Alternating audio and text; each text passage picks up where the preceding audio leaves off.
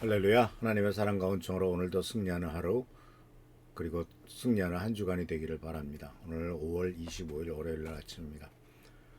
어제 우리 황영경 목사님께서 말씀하셨던 부부에 대한 메시지, 에베소서 5장 21절에서 33절에 나오는 말씀을 다시 한번 또 조금 다른 관점에서 한번 생각해 보려고 합니다. 이 에베소서 5장 22절에서 33절에 나오는 말씀, 이것은 바로 우리가 알다시피 하나님께서 의도하신 부부간의 관계가 어떠해야 되느냐 하는 것에 대한 깨달음이고 또한 말씀인 것을 볼 수가 있습니다.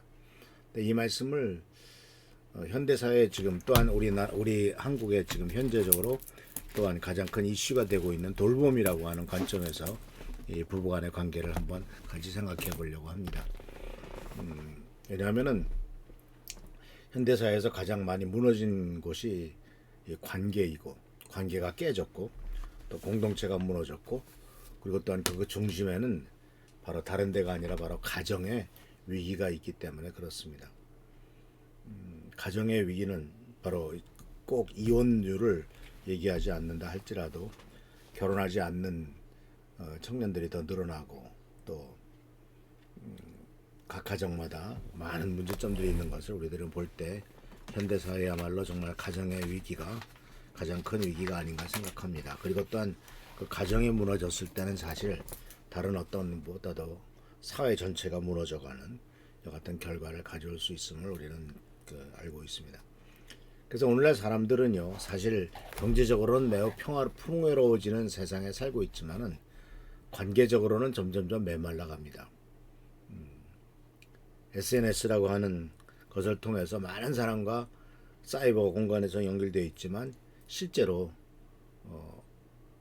친한 친구, 오래된 친구처럼 그렇게 얘기하고 그렇게 관계를 이루어가는 사람들은 거의 찾기 힘든 것이 우리의 사회죠. 그렇기 때문에 사실 관계도 사실 굉장히 피상적이 됩니다. 그러니까 절대로 속마음을 얘기할 수도 없고 내놓지도 않고, 그냥 마치 하는 얘기는 그저 평범한 날씨 얘기나 하고 그냥 별로 그렇게 영향가 없는 얘기, 그리고 그냥 가벼운 얘기들. 또 지나가다마다 오래간만에 친구가 왜 앉지 않습니까? 그럼 뭐 친구들도 다음에 한번 보자, 언제 한번 밥 먹자, 그러니까 의례적인 인사일 뿐입니다. 언제 다시 만날 수 있을지, 언제 다시 밥을 먹을 수 있을지는 전혀 약속하지 않은 일이죠. 더 중요한 것은 이제 이 부부 사이의 문제이죠. 바로 부부간에 오랫동안 같이 살고 있는 부부라 할지라도, 또는 신혼부부라 할지라도 이 정서적인 단결, 대화의 상실, 외로움, 감정적인 피로, 이런 것들이 아주 깊어져 가는 것이 우리가 살고 있는 세상이죠. 그래서 한 집에 살고 있어도 마음은 수천 킬로 떨어져 있기도 하고, 같이 밥은 먹지만 삶은 나누질 않고, 이러한 그 참 안타까운 씁쓸한 일들이 각 가정에서 이루어지는 것을 볼 수가 있죠. 근데 성경은요, 부부를 단순히 같이 한 집에서 살고 있는 동거 공동체 또는 경제적으로 보는 경제 공동체로만 보지 않습니다. 하나님의 의도는 서로를 돌보고 서로를 살리는 공동체가 되라라고 하는 것입니다. 그래서 에베소서 5장은 단순히 남편과 아내의 역할만을 말하는 본문이 아니죠. 이 본문은 그 배경에 그리스도와 교회의 관계를 통해서 바로 부부간의 관계의 기반은 교회와 그리스도와의 관계와 같은 정말 이런 관계에 기반을 두고 있다 해서 부부가 어떻게 서로를 살리고 돌보아 주는지를 보여주는 말씀입니다. 그래서 금주 월요일부터 목요일까지 이 부분을 네 가지로 나누어서 한번 생각해 보려고 합니다. 먼저 우리는 5장 21절 말씀에 집중해야 되겠죠. 여러분은 그리스도를 두려워하는 마음으로 서로 복종하십시오. 다른 말로는 피차 복종하라 이렇게 되어 있습니다. 그리스도를 경외함으로 피차 복종하라. 근데 많은 사람들이 이 5장 21절을 읽을 때는 복종, 순종이라고 하는 단어에만 집중하죠. 그리고 거기에 대해서 아주 알러지 같은 반응을 일으키는 것을 보게 됩니다. 싫어한다는 얘기죠. 순종하라, 복종하라. 내가 당신이 뭔데 내가 당신한테 복종을 해, 순종을 해 이렇게 말합니다. 근데 사실 말씀을 잘 보면 서로라는 말을 썼습니다. 어느 한쪽에만 순종하고 복종하는 것이 아니라 피차라고 서로 순종하고 서로 복종하라라고 하는 거죠. 그러니까 이것은 바로 일방적인 지배 관계가 아니고 누구는 명령을 내리고 누구는 거기에 따라서 복종하고 순종해야 되는 지배적인 관계가 아니라 상호 헌신적인 관계를 말하고 있는 거죠. 사실 당시 로마 사회는 철저하게 가부장제였지 않습니까? 남편은 절대적인 권력을 갖고 있었고 아내와 자식들은 종속적인 존재처럼 여겼습니다. 심지어는 그 생사여탈권까지도 남편에게 주어져 있을 때였습니다. 그러나 사도 바울은 그리스도 안에서 새로운 관계 질서를 제시하는데 이것은 바로 누가 권위를 갖고 있느냐, 누가 권력자냐, 누가 더 높으냐라는 것보다 누가 서로를 살리느냐라고 하는 것을 성경은 우리들에게 지시하고 있죠. 성경 말씀 속에서도 창세기에서 하나님은 사람이 혼자 있는 것이 좋지 않다라는 말을 하셨죠. 창조하시고서 모든 것을 보시기에 좋았다라고 말씀하신 분이 바로 사람이 남자가 혼자 사는 것이 좋지 아니하다. 근데 여기서 사람이란 말은 참 아담이 즉 남자가라고 이렇게 번역할 수도 있습니다만은 아담이라고 하는 이 번역은 사실은 남자란 번역도 있지만 인간 전체를 통틀어서 말하는 대표성을 갖고 있기 때문에 사람이 혼자 사는 것이 좋지 않다라고도 이렇게 남자건 여자건 이렇게 표현할 수도 있을 수 있겠습니다. 근데 사실은 남자가 혼자 사는 것이 좋지 않다. 그러면 여자는 혼자 사는 것이 좋으냐 하는 것으로서 질문을 던질 수가 있기 때문에 사실은 남자보다도 그냥 사람이 혼자 사는 것이 좋지 않게 보였다. 하나님께서 그렇게 평가하실 수 있겠죠. 물론 이때는 이제 하와가 만들어지기 전입니다. 그래서 하나님께서는 하와를 돕는 배필로 창조하시죠. 그래서 이 돕는 배필한 말은 돕는 자라는 말의 히브리어는 에제르라고 하는 단어인데요. 이 돕는다라고 하는 단어에 대해서 또 한 가지 오해가 있다면 돕는 자는 항상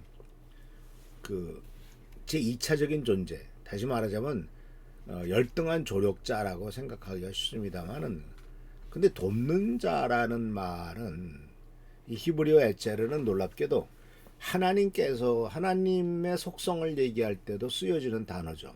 하나님은 우리를 도우시는 분입니다. 그러니까 이 말씀 속에서 우리가 뭘 깨닫게 되냐면 하나님조차도 인간을 돕는 자라고 한다면 돕는 자라고 하는 것은 열등한 조력자가 아니라 생명을 함께 세우는 존재라는 뜻이죠. 그렇지 않습니까? 아담과 하와가 선악과를 따먹고 하나님한테 책망을 듣고 에덴 동산에서 쫓겨나지만 쫓겨난 이후에 아담이 하와에 대한 태도는 다릅니다. 왜냐하면 당신 때문에 내가 이렇게 선악과를 따먹고 쫓겨났어. 그러한 어떤 원망과 불평을 하와에게 하는 것이 아니고 하나님께서 앞으로 생명을 이어가게 하고 또 축복하고 여자의 후손을 낳게 하고 할 때 결국 후손을 낳아줄 존재는 하와밖에 없다는 사실을 깨닫죠. 선악과를 따먹는 일에 시작은 바로 하와였다 할지라도 결국은 새로운 생명을 낳아서 하나님의 뜻이 이루어지게 만들어 하는 것은 여자지 남자가 아니다라는 사실을 아담은 깨닫고 결국은 생명이 같이 이어가야 할 존재라고 생각해서 존중하고 있는 것을 보게 되죠. 사실 이 아담과 하와가 선악과를 따먹기 전까지는 아주 행복한 삶, 부족함이 없는 삶을 살았지만 죄가 들어오자 관계가 무너지죠. 서로 비난하기 시작하고 통제하려고 하고 또 하나님의 모습을 두려워해서 숨고 또 하나님을 두려워하는 두려움이 나오고 책임을 전가하고 그래서 이런 관계가 돌봄에서 비난으로 변하게 되죠. 우리나라도 마찬가지예요. 죄가 가정에 들어오고 죄를 짓기 시작하면은 죄는 언제나 관계를 경쟁하게 만들고 비교하게 만들고 지배하게 만듭니다. 그러나 복음은 서로를 돌보게 합니다. 오늘날 많은 부부들이 대화를 할 때 평가를 하고 공격하는 경우가 없지 않죠. 당신은 왜 그래? 또는 당신은 맨날 똑같아. 나만 힘들어. 라고 이렇게 말하는 경우도 없지 않아 있습니다. 그러나 돌봄의 언어는 달라야 됩니다. 당신 힘들었지? 남편이 아내에게 남편에게 또 아니, 내가 도와줄게. 괜찮아 어려운 일을 다 극복해 나갈 수 있을 거야. 이렇게 변화되는 역사가 나타날 줄 믿습니다. 그래서 사람은 변환으로 변하지 않습니다. 돌봄 속에서 살아간다는 사실을 깨닫고 서로 순종하고 피차 복종하라라고 하는 이 말씀이 바로 복종이라고 하는 단어를 썼지만 그러나 이것은 돌봄의 관계를 만들라라고 하는 뜻이란 것을 이해하면서 이 은혜 가운데서 이 돌봄 속에서 성장해 나가는 우리 귀한 성도들 되시기를 축원합니다. 기도하겠습니다. 오늘도 주께서 우리들에게 귀한 말씀과 은혜를 준 것을 감사드립니다. 오직 하나님을 의지하고 섬기는 데 부족함이 없도록 하시고 돌봄의 은혜 가운데 주께 영광 돌리는 삶이 되도록 역사해 주옵소서. 주께서 축복과 능력과 은총과 은혜로 소리를 채워주시고 보살펴 주시고 돌봐 주시기를 바라옵고 예수 그리스도의 이름으로 축복하며 간절히 기도하옵나이다. 아멘. 오늘도 주께서 축복과 능력과 은총과 은혜로 소리를 채워주시기를 축원합니다. 할렐루야 축복합니다.